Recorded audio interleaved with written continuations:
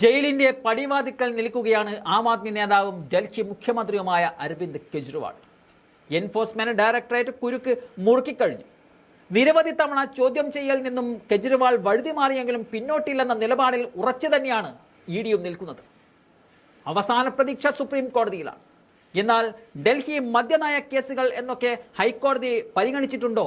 അന്നൊന്നും ആം ആദ്മിക്ക് അനുകൂലമായിട്ടുള്ള നിലപാട് കോടതിയിൽ നിന്നും ഉണ്ടായിട്ടില്ല എന്നതാണ് വസ്തുത. എന്തായാലും മറുവശത്ത് കെജ്രിവാൾ കമ്പി എണ്ണതും കാത്തു നിൽക്കുകയാണ് BJP. ഡൽഹി സർക്കാരിനെ ലോക്സഭാ തെരഞ്ഞെടുപ്പിന് മുമ്പ് തന്നെ വലിച്ച് താഴെയിടുവാനുള്ള തന്ത്രങ്ങൾ BJP മെനയുന്നുണ്ട് എന്നതാണ് വസ്തുത. ഇതുമായി ബന്ധപ്പെട്ട് ചില വെളിപ്പെടുത്തലുകളും അരവിന്ദ് കെജ്രിവാൾ നടത്തുന്നുണ്ട്.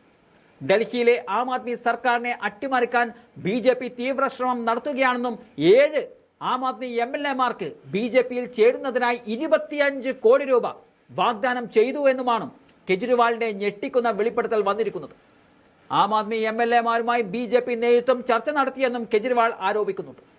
ഡൽഹി മദ്യനയ കേസിൽ കെജ്രിവാളിനെ ദിവസങ്ങൾക്കുള്ളിൽ അറസ്റ്റ് ചെയ്യുമെന്നും അതിനുശേഷം MLA-മാരെ അടർത്തിയെടുക്കുമെന്നുമാണ് ആം ആദ്മി നിയമസഭാ അംഗങ്ങളോട് BJP പറഞ്ഞതെന്നും കെജ്രിവാൾ പറയുന്നുമുണ്ട്.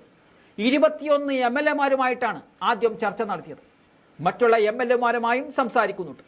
അതിനുശേഷം ഡൽഹി സർക്കാരിനെ വലിച്ച് താഴെയിടുമെന്നും മുഖ്യമന്ത്രി വെളിപ്പെടുത്തുന്നുമുണ്ട്.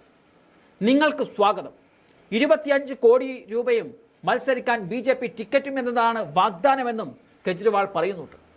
എന്നാൽ ആം ആദ്മിയുടെ എല്ലാ MLA-മാരും BJP-യുടെ വാഗ്ദാനം നിരസിച്ചുവെന്നും കെജ്രിവാൾ വ്യക്തമാക്കുകയും ചെയ്യുന്നുണ്ട്. തെരഞ്ഞെടുപ്പിൽ ആം ആദ്മിയെ പരാജയപ്പെടുത്താൻ കഴിയാത്ത BJP ഡൽഹി സർക്കാരിനെ വീഴ്ത്താൻ വളഞ്ഞ വഴി പയറ്റുകയാണെന്നും മുഖ്യമന്ത്രി കുറ്റപ്പെടുത്തുന്നുമുണ്ട്. ഡൽഹി മദ്യനയ കേസ് അന്വേഷണത്തിന്റെ ഭാഗമായല്ല ചെയ്യുന്നത്.